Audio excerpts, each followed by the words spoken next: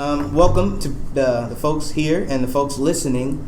My name is Edward. I'm the program creator of the Charles Houston Community Writers outside of Washington, D.C. We're 10 minutes away. And we have Dr. Reeder here, who was an aviator who was shot down and captured by the North Vietnamese during his second tour to Vietnam. He received the Silver Star for gallantry, 2 distinguished flying crosses for heroism, and an Air Medal for valor, and 3 Purple Hearts for wounds received during the events related in this story, or through the valor. Since military retirement, he has continued to be involved in leadership training and education for the U.S. Army and NATO Special Operations Forces.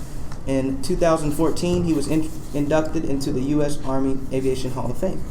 So you can correct me if I No, you got everything right, Edward. That was very good. Thank you. Thank you. We have Dr. Reeder. All right. Well, I appreciate you inviting me. It's a pleasure, indeed, an honor to be here today.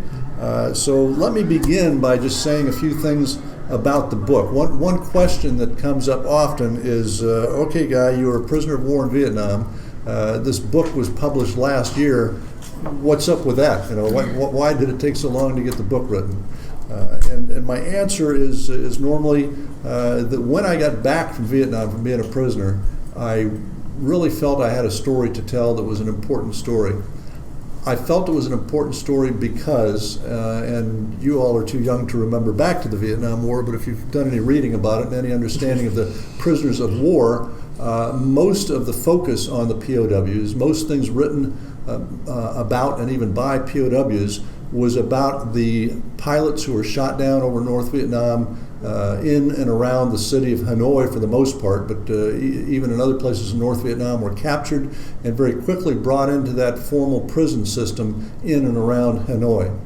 A story that was not as widely known was of a different experience of prisoners of war who were captured in South Vietnam, held there, and went through a really totally different experience than the guys in the North. I was captured in the South. I was a part of that different experience. I wanted to share that story. So why didn't I write it when I got back? I was too busy. I got busy. One thing that I did when we returned, and I was a physical wreck, and I may tell a little bit about that as I share some of this story in the minutes ahead. But I was a physical wreck. I had the opportunity to take a disability from the service and get out of the Army on a disability. I didn't want to do that. I wanted to stay in. And in retrospect, I'm glad that I did because it helped my adjustment back to life. Rather than be in the civilian community with no real ties or anything, I wanted to stay in the Army. It had been a place I had succeeded. I was just a kid off the streets of Los Angeles, enlisted in the Army. I had some opportunities. I went to officer candidate school. I got flight school. So the Army was a place I had succeeded and I wanted to stay in. I fought hard to be allowed to stay in. I got some medical waivers to stay in and further medical waivers to continue to fly for the rest of my career. But that placed me in a situation that's very busy. Our Army officers were Army officers, anybody in the Army, soldiers, everybody. You work long days, early morning, late night, frequent deployments, time in the field, time overseas. So the last thing I had time to do was to write a book. So I didn't set about even writing this book until after I retired. And then it took me a few years to get into it, and I started writing the story. One thing I found when I began writing was it was a lot more difficult than I thought it was going to be. I had all these memories in my mind. I knew that they were there. I thought whenever I started to write the book, I'd just draw on those memories and write. But when you do something 40 years after the fact, some of those memories are no longer as crystal clear as they once were. So I found I really had to pick my brain and spend a lot of time trying to get those facts out of my mind. And indeed, to get the level of detail that's required to tell the story in a book, I had to sit there night after night. I was working full time still, even after I retired from the Army. So I was writing mostly in the evenings, some weekend writing. So I'd sit there late at night just reliving all of these things that had happened to me in great detail. And I found I'd have to do that over and over and over again for each specific incident to get the details I needed to write the book. Even then, some things were remained a little bit hazy. So what I did, I got a hold of others who were in some of the combat operations with me leading up to my capture, and then I got a hold of other prisoners who had come home to check their reflections on those events and incidents so that I could make this as real as possible, which is one thing I hope that this book does, is share what it was like to be in combat, and then certainly what it was like to be a prisoner of war in a very real sense. As I was writing this, and a lot of bad things happened to me as a prisoner, and as I was writing this and dredging up those awful experiences again and getting them down on paper, after I'd written a bit of the book, I approached my wife and said, because she was always my first reader of stuff as I got it written and would do some editing and suggestions. But I got to a point and I came to her, I said, Melanie, what am I doing? Who is going to want to read this thing? Yeah. It seems like it's just a series of unfortunate events. Yeah, who's going to want to hear all this horrible stuff? And she said, Bill, I know your whole story. You've shared that with me. I think it's an important story. I think in the end, when you get the whole story told, people will find it motivational, even inspiring. So stick with it. So I did. Her comments helped me set some of the tone of the book. Because I then, in thinking, hey, what am I doing beyond telling a series of unfortunate events, a few things came to mind. One thing I wanted to do was to tell this broader story of this Southern experience. It wasn't just my story. So I brought into the story accounts of other prisoners of war that were really the real heroes, way beyond anything that I did, and their experiences were far worse than anything that I experienced. I was only a prisoner for just under a year. There were others who were prisoners for 5 and 7 years, and one guy even 9 years as a prisoner of war. There were some Air Force, Navy, Marine Corps pilots shot down that were captured after me, but I was the last U.S. Army prisoner of war. So I wanted to tell that broader story, and their stories are included in my book in a manner that as I encountered these guys in captivity and talked to them, and they shared their stories and experiences with me, I recount that in my book. Another thing that I wanted to do that my wife kind of set me on when she said this would be meaningful to people was I wanted to be meaningful. I wanted to share, quite frankly, some of the issues I faced when I came back from captivity, some of the things I had to deal with, things that today would be diagnosed as PTSD. I had gone through a terribly traumatic experience, and I had to deal with these things. Some I dealt with well, others I didn't deal with well at all. It ended up costing a marriage that failed. I had some issues when I got back, so I talked very frankly about all of that. And then I guess the last thing in my wife's encouragement to me that I grabbed a hold of, I felt I needed to leave this with an upbeat message at the end, so she becomes the happy ending of the story. Because I met her, in fact, I met her right here in this area. We were both assigned with the Army out here in Alexandria. We didn't work in the same office, but we met at a Army physical fitness test that you have to undergo a couple times a year. And it was out at a place on the edge of town out here called Cameron Station, it used to be. Cameron Station is long closed and gone. They built some housing developments there, but they have kept the little park in the center where we met at this Army physical fitness test. In fact, our firstborn son together, his name is Chad Cameron Reeder. His middle name is after our meeting at Cameron Station. So the book ends with this nice story of us meeting and coming together. And it's not only for the story that life is good, but you might have noted already, I think Edward has, that I'm a pretty positive person. Well, that's exactly why I wanted you to come, because the only real reason out of all the people I met was his smile.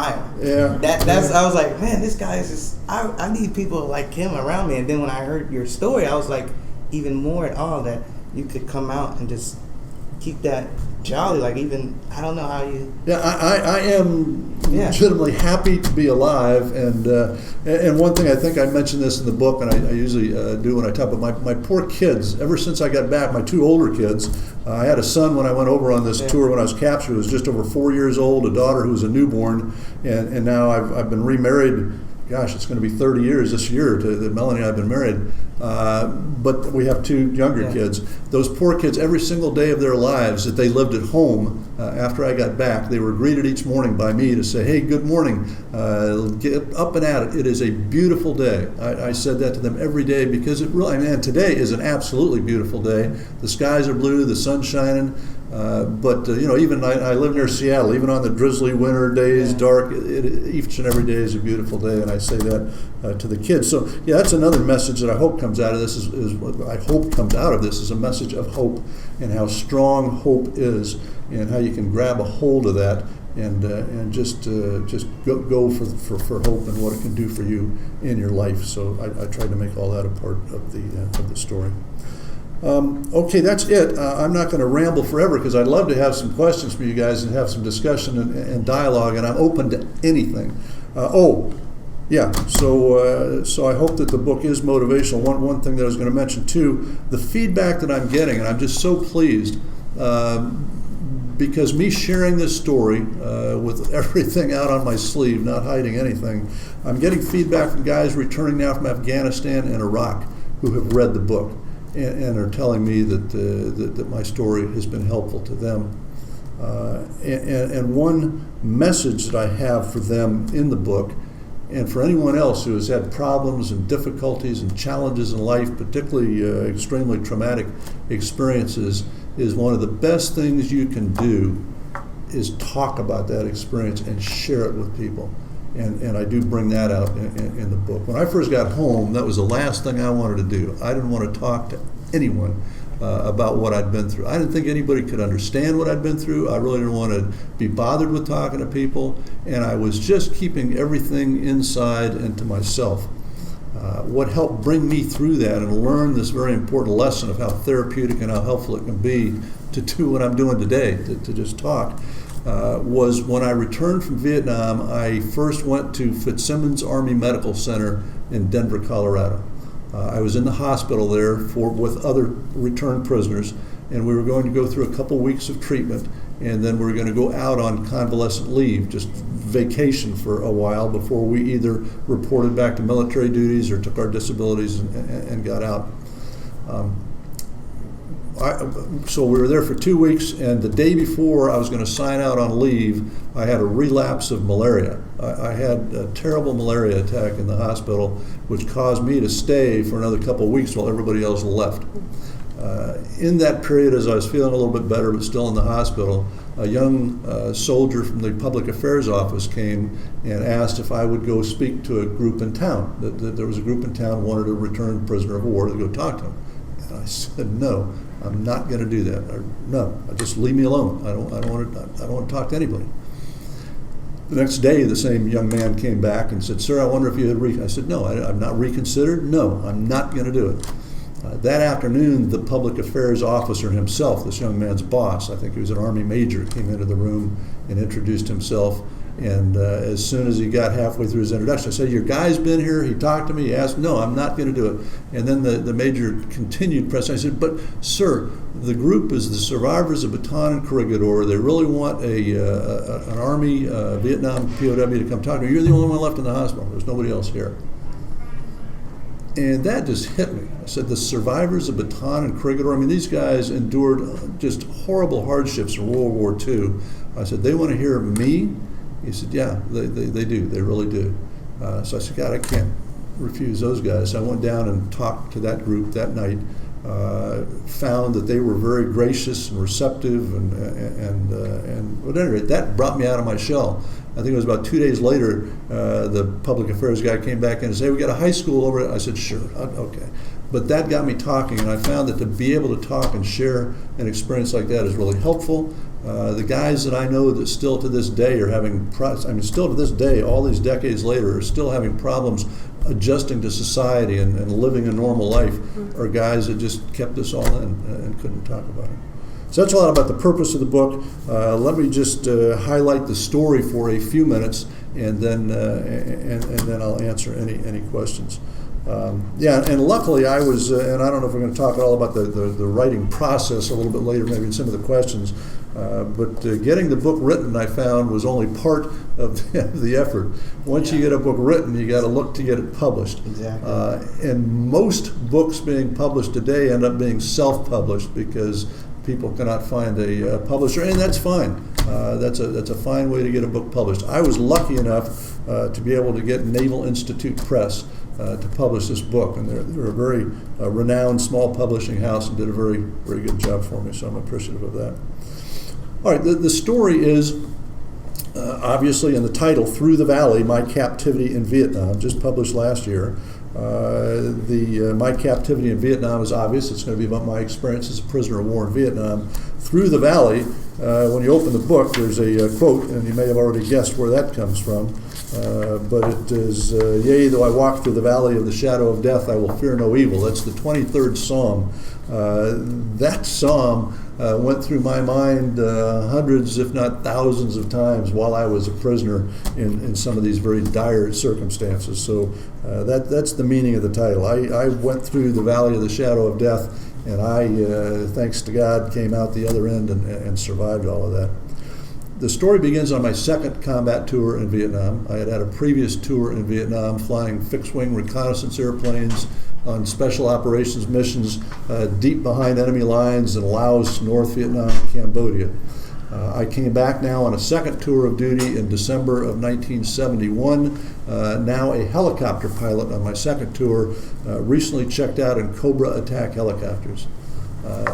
My very first mission that I flew with this unit on the second tour was a special operations mission. Our unit supported a special ops organization called MACV-SOG that sent small teams across the border from Vietnam into Laos and northern Cambodia to survey the Ho Chi Minh Trail, do special reconnaissance, do raids, do some prisoner snatches.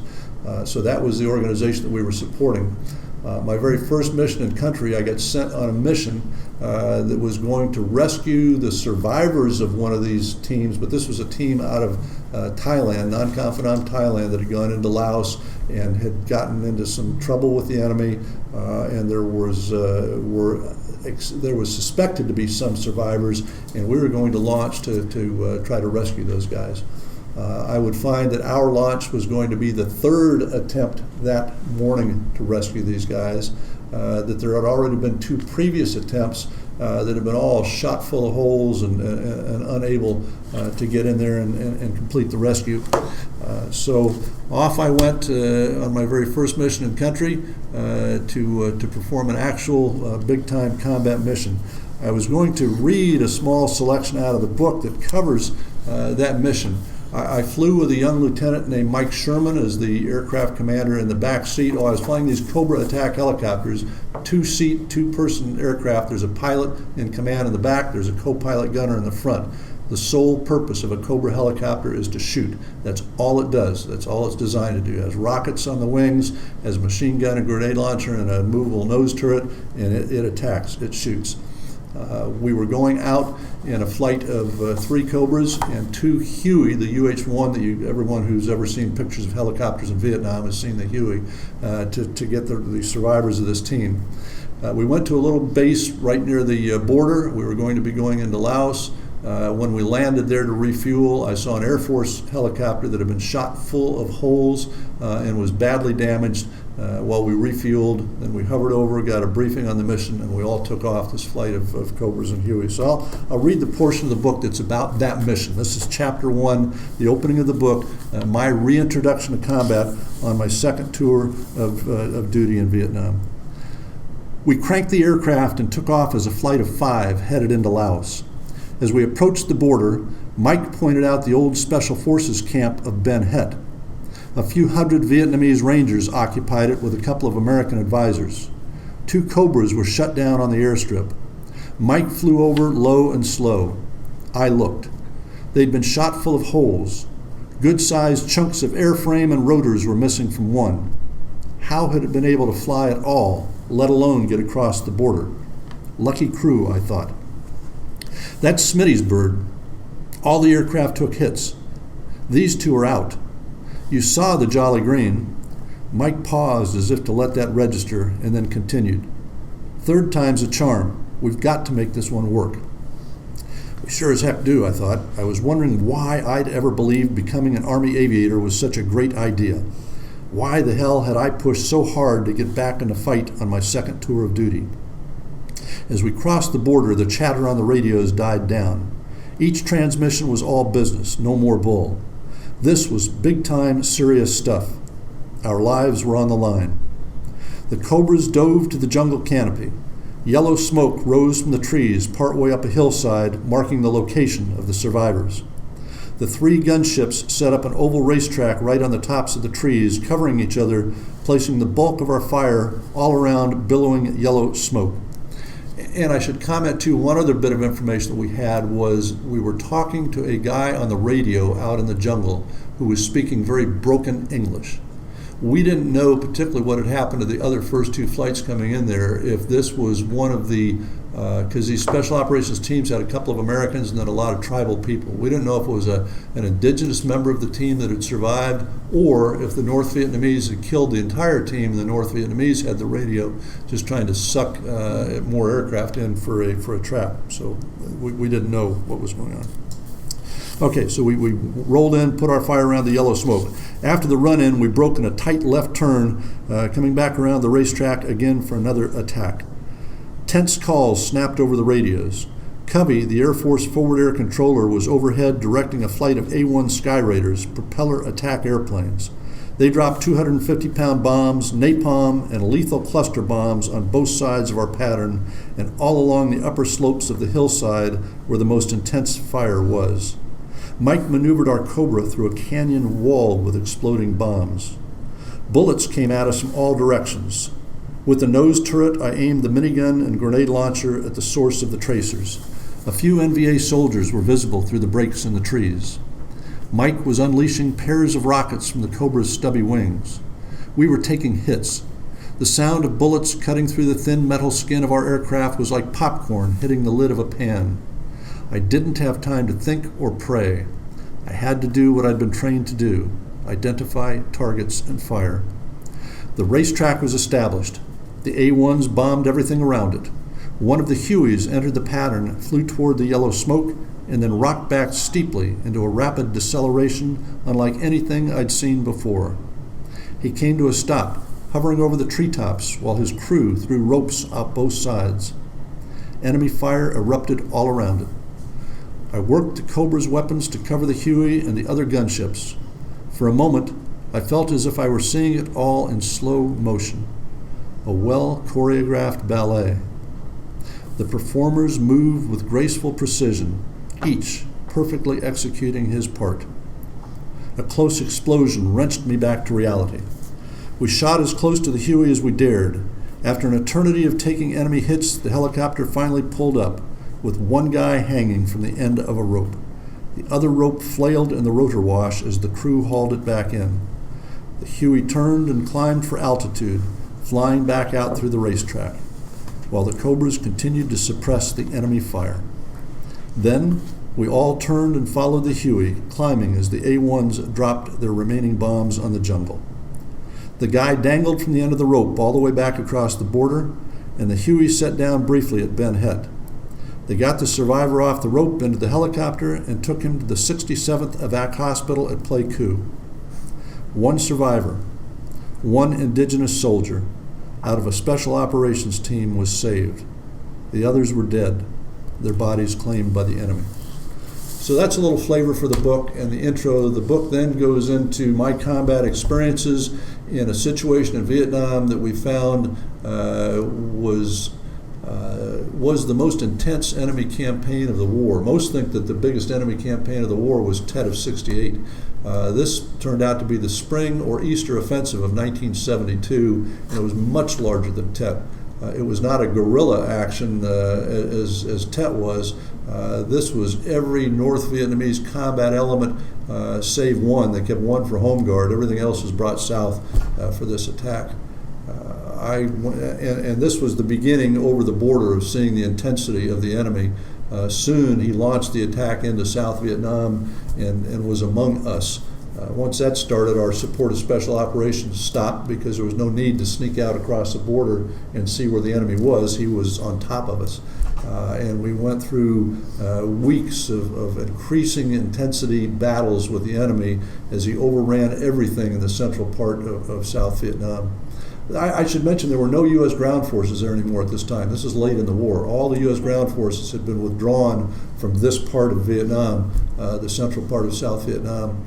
And so it was the South Vietnamese Army with some American Special Forces and some advisors, a few Air Force fighter aircraft still in theater, and then Army aviation units. That was it. So the battle inside of South Vietnam then continued, increased in intensity. We started losing territory. Before we got to the end of the first week of May, we had lost all territory in this part, this Central Highlands part of South Vietnam, except for the city where I was based out of near Pleiku, a town north of us, a provincial capital called Kon Tum, and then a border camp right up against the Laotian border, Ben Het, that we had seen flying out into the area. On the 9th of May, 1972, I got launched out on a tactical emergency mission to go support operations at Ben Het. We were told that they were under attack, and on the ground at Ben Het, as it described there were 2 Vietnamese Ranger battalions. Now, what that means to non-military people, in a Vietnamese battalion, there's about 200 to 300 people. So there are about 500 Vietnamese Rangers on the ground at Ben Het. Each of those battalions with an American advisor, so there are 2 Americans on the ground with them. When we got to Ben Het on this mission, it was like nothing I'd ever seen in Vietnam. It was like a World War II battlefield. These about 500 guys were fighting the elements of 2 North Vietnamese divisions, again for non-military, so this was a force of about 5,000 to 6,000 enemy attacking Ben Het. They had tanks, enemy tanks, and artillery shooting, and a lot of air defense artillery, AAA, shooting at any aircraft coming in. We went up and provided our Cobra support shooting. We flew back to this city of Kon Tum, about 40 miles away, rearm, refuel, back out. We did that turn 3 times that morning, 3 combat missions that morning to support Ben Het. On the 3rd time out, we were told that the guys on the ground were about out of ammunition. They were completely out of anti-tank ammunition. They were almost out of small arms ammunition. And could we, and that there was a Huey inbound loaded to the gills with ammo, and could we cover the Huey to drop that ammo off at Ben Het? We agreed, and so this is going to get to my shoot down. We came in with a flight of 2 Cobras, myself, my wingman, I was the mission commander, and the Huey with the ammo. We flew into Ben Het.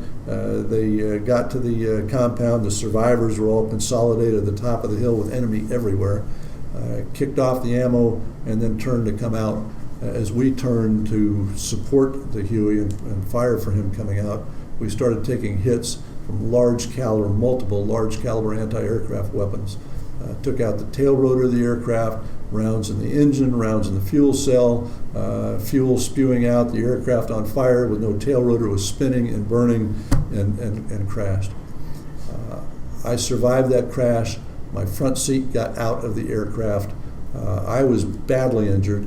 I had a broken back, a shell fragment wound in my ankle, burns on the back of my neck from the explosions, hair singed. I had superficial wounds on my face. None of them were that bad, but you may know that head wounds bleed a lot, and there was a lot of blood all over. Somehow I got out of the aircraft. Somehow I lost consciousness, came to later, was only able to crawl around at first with a lot of difficulty, was eventually able to get up and hobble around, looked for my front seater, couldn't find him, had to make a decision of what I was going to do. The most obvious immediate thing was I was only a few hundred yards from these guys we'd been supporting up at the top of the hill, so that was the nearest sanctuary. To get to those guys, I'd have to go from my crash site across, all those fire bases in Vietnam were all cleared of all vegetation around them. So through that cleared out area, through rolled barbed wire and anti-personnel mines, through the thousands of attacking enemy without getting shot by the enemy, Jeez. And hoping that the good guys would know that I was a good guy and not a bad guy and wouldn't shoot me. So I quickly decided that was not the best idea. And I elected instead to turn around and move in the opposite direction of the southeast toward this town of Khartoum, where we'd been doing our rearm and refuel. That was the next nearest place that was in friendly hands. Could you walk? And it was, I could barely, I was walking with much difficulty, all hobbled over. Yeah, the broken back. I had no idea at the time, obviously, that my back was broken, but it was tough and it was painful. But I mean, I was young. I was 26 years old, and I was in fit, and I'd been an athlete in school, and there was no doubt that I could make it for 40 miles. It might take me a couple of weeks, but I could make it. So I set out to the southeast. I made it for 3 days moving to the southeast before, in the afternoon of the third day, I stumbled unknowingly into a group of enemy. I heard them shout and yell and scream, and I froze in my footsteps. But it was a few seconds. I had 5 young North Vietnamese around me with their AK-47s pointed at me, and I was captured. I was a prisoner. I was interrogated there. Well, they moved me from where they captured me up a hill. I had been unknowingly stumbling into a big, massive buildup area of enemy. This was an area they'd been staging all these attacks, and I'd been going right into them. So they had me at 3 days of interrogation and some level of torture, including having my arms tied behind my back, pulled progressively closer throughout the questioning until finally it was pulled so hard my elbows touched, my shoulders dislocated, both of them, which I've had to have surgery on my shoulders when I get back. I'd have surgery on my back when I get back. After 3 days of interrogation, they gave me my boots back.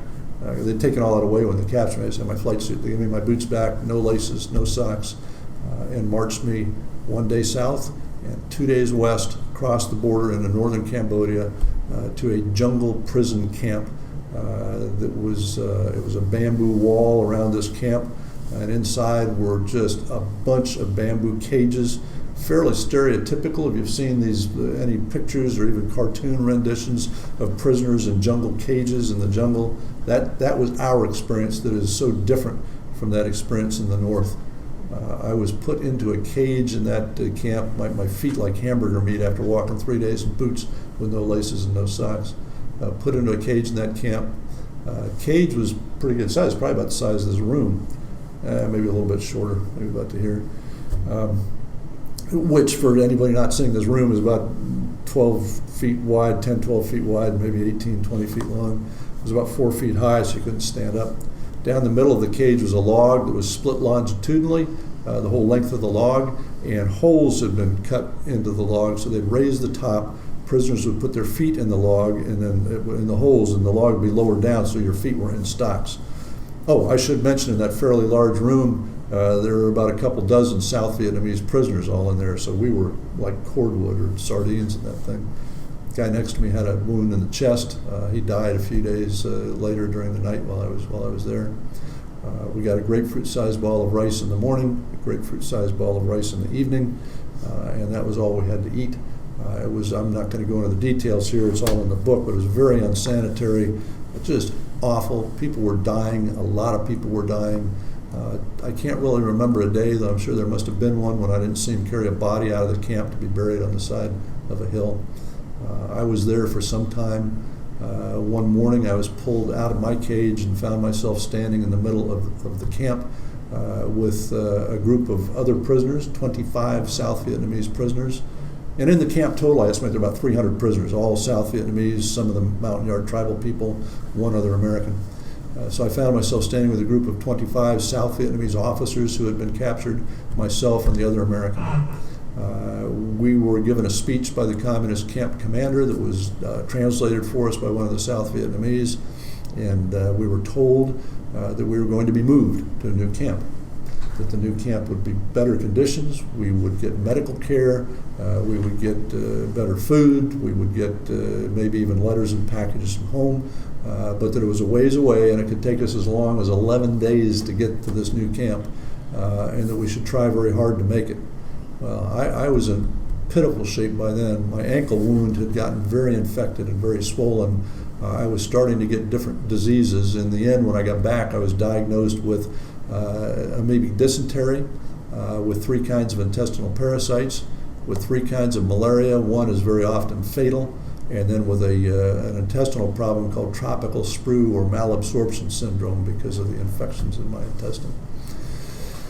The try very hard to make it didn't register until we started on that day's journey, and I was taking the first few steps, and I said, my God, how am I going to be able to finish even this one day, let alone 11 days of this? And it was tough, but I got through the first day. I got up the next morning, and as soon as you stand, the fluids rushing into your leg just is very, very painful. But I got through the second day, and the third day, and the next, and the next. But the trip turned out to be not an 11-day trip to a new prison camp somewhere in the jungles of Cambodia or Laos or even back into Vietnam. That trip ended up lasting over 3 months, all the way up the Ho Chi Minh Trail into North Vietnam, ending up in the city of Hanoi.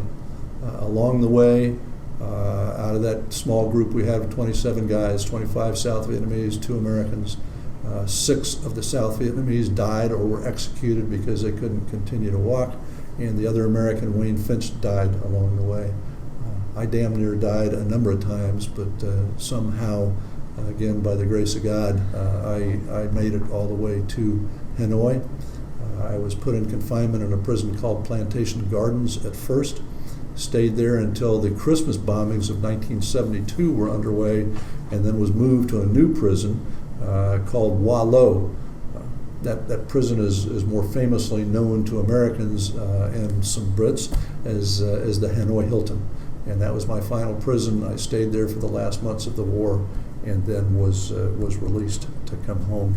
So that's the story that is in the book. That's my part of the story that's in the book. There's also the story of those other Americans that I came in contact with, that as much as I suffered, these other guys suffered much worse and much longer than I did, and then all of the other things that bring the book to its conclusion. So this is my first book, my first writing enterprise. It's doing pretty well, thank goodness. And I'm open to anything. I am not thin-skinned, and so I'm happy to answer anything about any of this or the book or anything. Well, I'd first like to say thank you so much for sharing this story. It's just amazing, humbling and shocking, and I can't even begin to imagine how you survived even that journey. That's amazing. And it's quite inspiring to see what human beings are capable of enduring and getting beyond it and building such a prosperous career and so on, and dealing with it afterwards. I mean, actually, one of the things I would like to ask is about writing about personal experiences that have been hard can be really traumatic in itself. You talk about it like it's therapeutic, and it must have had an important role in your dealing with your difficulties and PTSD. But it must have been also very difficult reliving those experiences. What was the hardest part of the book to write? And are there points where you thought you couldn't write the book, or you might have to? Right. No, and there were. Yeah, thank my wife for her encouragement, and other people encouraged me too. And some of their quotes are on the back. But there's a friend of mine named Joe Galloway who wrote a best-selling book called "We Were Soldiers Once and Young" that was made into a movie starring Mel Gibson several years ago. Joe encouraged me a lot. Another friend, Robert Mason, who wrote a book called Chicken Hawk, encouraged me a lot, and that's on the back. And then, of course, my wife's and family's encouragement. It was the hardest was reliving those experiences in my mind as I had to get the level of detail to write the book. I shared that story. I had talked to groups over the years, but they were always 10, 15 minutes, hit the highlights, never going down into the detail I needed for the book. So yeah, the most difficult, I think, was just sitting there at night reliving those experiences. And I had a few bad dreams when I first got back from the war. I found that I was having some bad dreams again, having to do that. But even with that, and as painful as that was, I think overall, yes, it has been therapeutic, it has been cathartic to go through that and get it done. Thank you.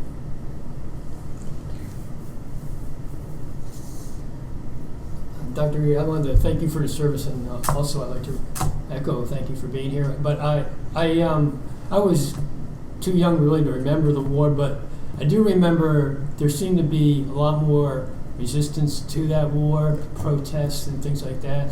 And it seems like through a lot of Vietnamese immigrants that came over here too, it seemed like a lack of support even for American soldiers there. And then continuing into any war that we all have the right to exercise our First Amendment rights. But I'm just thinking as just a civilian, how do you think that we could better serve servicemen and women like yourselves in terms of helping you when you come home beyond just the thank you service or even just supporting? Right. Would you think that there's some things that were lacking that might have helped you cope or just get through the difficulty once you return home? Yeah, that's excellent question. They didn't have the systems in place at the end of the Vietnam War that they do now to help young men and women deal with the trauma that they experienced in combat. So we're doing much better now than we did then. I would say, what can we do? What can civilians? What can citizens do? I can recommend two very specific things that they can do. Write your congressmen and your senators and express your desire that they support adequate funding for the Veterans Administration, the VA. And then I'm going to mention one other organization that people would not think of immediately. But write your congressmen and your senators and insist that funding continue to go to the DoD POWMIA office for their work. The work that they are doing today used to be done, until it folded under this single office, used to be done by an organization called JPAC out of Hawaii, which was the Joint Personnel Accounting Command. This is the group, and you hear in the news periodically as somebody's remains have been recovered from Vietnam or even remains from the Korean War or the Second World War. This is the group that goes out to search crash sites and try and find remains and bring them home. We've done a wonderful job of this since the war, but their funding is starting to dry up a little bit. I think the work that they do is very important and should continue. So that's something that specifically can be done. Other than that, I think overall, generally, we're doing a fairly good job. At least we're welcoming our service members home with smiles and thanks and gratitude when they come back from the wars now. Whether you agree with a war or not, we're no longer we're no longer blaming the servicemen. If you have a disagreement with the war, then also, I guess it's a big encouragement. Write your congressmen and your senators. Place your focus, either your praise or your anger, on our elected politicians who are deciding the policies that send people off to war. That is a big difference today from what took place during the Vietnam War. When we were coming back, and certainly between my Vietnam tours, I was treated well at the end as a returning prisoner. But when I came back from my first tour, there was a lot of anger. There was a lot of protest in the nation, but there was a lot of anger focused on the servicemen and women. And we'd be, comments in the airport and ridicule and all that. That was a shame. So today, when people come back, it's thank you for your service, and our servicemen and women are well taken care of. I'm going to spin to a little side comment on that as well. I'm sometimes asked, hey, well, how did that affect you, and how did it affect you that much of the country was in protest, marching in the streets against the war, and you're over there risking your life going through these kinds of experiences? And my reply to that is just fine. I couldn't be happier. I was pleased to see all that because I live in a wonderful democracy, a country that I love dearly, that my faith in that country gave me a lot of the strength to get through this. And that's part of what we are as a democracy. I was fighting in Vietnam and risking my life to help protect the rights of people to disagree and to protest and to march in the streets. And that sincerely is a wonderful thing. I would hate to have been fighting to defend a country that allowed no dissension and just there's one way and that's the only way. So no, it doesn't bother me that people protested then. It doesn't bother me now. Disagreement is not something that bothers me at all. I think disagreement and a good, energetic constructive political discussion is what we need to keep our democracy strong.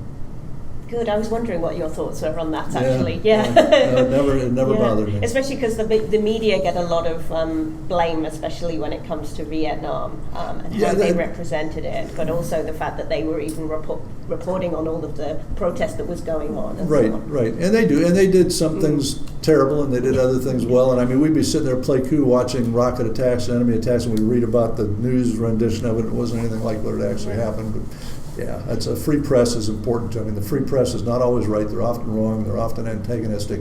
But by God, we wouldn't be the nation we are without the free press, even with all of their blemishes.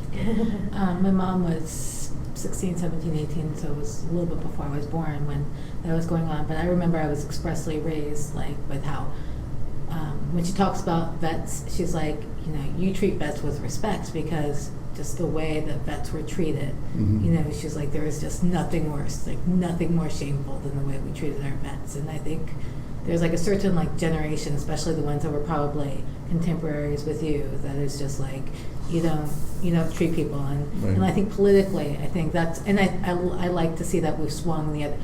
In fact, I actually think we've swung a little bit too far the other way, quite frankly. And so I find it challenging, to have a conversation about war in general, because I find that there's two states of being. There's war state, which is very different from where we have the luxury and the liberty of being in a peace state. Mm-hmm. And I find it, and I'm listening because I'm just intrigued, and I loved what you just said, but I always find myself a little bit cautious when talking with people who are from the military, especially younger ones. They tend to be a little bit dismissive, I tend to think of that scene in A Few Good Men. It's like, you want the truth, you can't handle the truth. And so, as somebody who, hasn't served, as someone who, maybe has opinions, but it's you want to be respectful, but you also want to have a discussion. And I just find it challenging, and I just find that I approach it very cautiously because I don't want to insult anyone, but then again, I also don't want to necessarily just be one of those people who just is like, oh yeah, all Army people are awesome, and they're just sycophants. And that said, I also have had some very good conversations with, it helps that she's a yogi. There's a woman who's very conservative. Right. We've been having some good political conversations. Good. She's worked for the DOJ, and so getting in those conversations. But I guess long story short, how do you deal with crazy liberals who've never been in combat situation? Do you find it challenging to respect us, or? I don't. Okay. But as I said, I enjoy discussions. I enjoy dialogue. Yeah. And I enjoy debate. As long as we can debate the issues, and I think that's even important in the political climate in our country today. Let's debate the issues. Let's not be attacking one another. When it gets into personal attacks, you're missing everything. You're missing the seriousness of the issues that we need to all express our opinions and then together come up with the best solution to solve those problems. I think the hardest thing, though, is just the different views on what is a risk and what's not a risk. Because as someone who's pretty much gotten the benefit of being in this peaceful state, Right. I don't see certain risks that you see, and I would imagine that's really reality distorting, right? Do you find is that hard to explain risks and communicate on that, or it's No, just I a process? don't think so. And I'm happy to share with people who have a different understanding what my understanding is. And I think it's important to have the dialogue. I think maybe surprisingly, what you would find if you talk to people in the service and to veterans who have actually had some intense combat experience, actually been out there and got shot at and been shooting at the enemy, you'll find that these people are not huge fans of war. We see what war is, we know what war is, and in general, we would be some of the least enthusiastic about just leaping into war. We do it as a profession, and this is what we do, and we know that it's dangerous, we know that there's risk, we know that our lives could be lost. Therefore, we're not that eager to go to war. But when necessary, then we are a part of the profession that will go to war and defend our nation. So what I'm saying is I don't think everyone you're going to talk to that's wearing a uniform is going to be a warmonger. Some of them appreciate the risk, appreciate the reality of this business, and would caution our government politicians to, hey, please keep war as a last resort, and if you're going to commit U.S. forces to war, know what the point is, what the mission is, what end state you want to achieve, and that there is some defined end to this military involvement. I have family members. They're crazy, wacky liberals too. So, and they're in the military. So. I have some family members that are crazy, wacky, and some that are crazy, wacky conservatives too.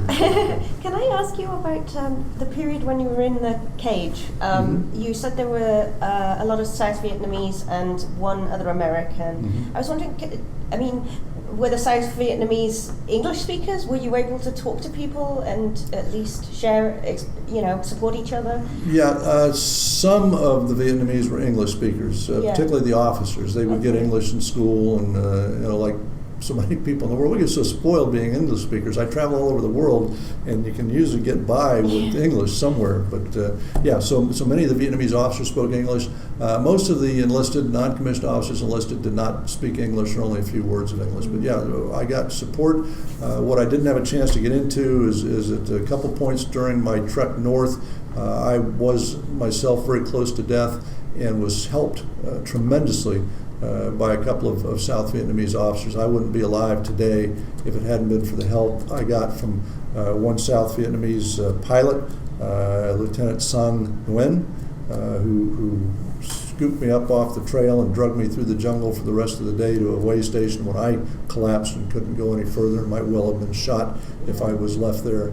And then another Vietnamese who traded a valued cross pen, gold cross pen he had hidden in the lining of his uniform. And when I was really sick and near death and not doing that well psychologically, he traded that pen for 6 potatoes and had a potato a day cooked for me. Wouldn't let anybody else eat it. None of the Vietnamese would eat it. Wow. And just, both the nutrition I got out of those 6 potatoes over 6 days and the mental, psychological lift I got out of what he had done for me. That's amazing. Enabled me to survive. Do you keep in touch with them? Was there any way to talk to them after the war? I do, and there's a whole bunch of stories, and Edward's going to cut us off here when we've talked long enough. I know we're not going to go on forever, but both of those guys that I just mentioned ended up getting out of Vietnam. One was shortly after the war, and I got in touch with him just a few years after the war. The other, the lieutenant, was put into those re-education camps in Vietnam,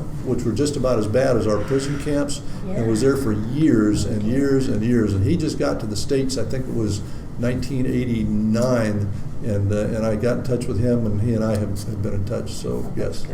Yeah. And have you been back to Vietnam? I have. I went back once in 2000. That little 4-year-old boy that I told you, I had a 4-year-old son and a newborn daughter when I went over there. And his 50th birthday is going to be next month. But in 2000, Christmas of 2000, under the Christmas tree were 2 round-trip tickets to Saigon that he had put under there. So he and I went back and spent a couple of weeks. Incredible. Thank you. Thank you so much for sharing all of this with us. You're welcome. It's been amazing. You're welcome. Any last things? Well, I just one thing. I was like, before you got captured, I was wondering what other struggles were there? In terms of that kind of fighting, the guerrilla fighting, the temperature. Were there some things that were really difficult for you to adjust to, or could you? Did you ever real challenges it? Yeah, well, I had those 2 combat tours, flying, and even our Mohawk reconnaissance airplanes, because of the hazards of those missions out over Laos, we carried rockets and flew in teams of 2. I've killed a number of enemy in my life, so how difficult is that to deal with? It was not difficult at the time because it was a mission that we had to do, and we were being shot at and shooting back. I mentioned some of that in the book too. After I got captured, I would see some of the wounded guys that had been hit by Cobra helicopters. And I knew the number of people that must have been killed in our Cobra attacks, and I could see then firsthand some of the guys were badly wounded from our Cobra attacks. The rationale that helped me deal with that at the time and has helped me deal with it since was that I likened it almost to a game of chess. that we were playing this game of war, and that I was in a helicopter shooting at people on the ground playing the same game, and they were intent on killing me. They shot at me, I shot at them. As twisted as that might be, but that was the game that was taking place. The fact that I, in both of my combat tours, only engaged military targets. I never shot at people that weren't military. So I have been able to rationalize that I killed people were trying to kill me. Thank goodness I was never involved in something of just, for out joy hunting or something, shooting sampans on a river, killing civilians, shooting into villages. I never did anything like that, and therefore I am quite comfortable living with myself. Most military pilots, most Army guys would have exactly the same experience that I do. There were some instances in Vietnam where people did not abide by the rules of engagement, where some people just killed for the sake of killing. Some cases where civilians were massacred, as in My Lai, if you remember that incident. Those people will have to live with themselves, with their souls for the rest of their lives and eternity. But no, I'm comfortable and I'm doing just fine with that, because I never shot at anybody that wasn't out to shoot at me, and it was kind of understood on both sides. Thank you. Yeah, thank you. Well, that wraps up our meeting here. So we have book signing and fellowship, and thank you again for coming. It was a pleasure meeting you, and one of the reasons why I wanted you here was because of your smile and your spirit. You saw that when you met me. Huh? Yeah, and anything is possible. So thank you. Thank you again. You're welcome. Thank you. And thanks, Edward, for what you do too. And I'm sorry we didn't have some of your young writers in the neighborhood here, but if they can hopefully see this and get something out of it, that'd be great. Yeah.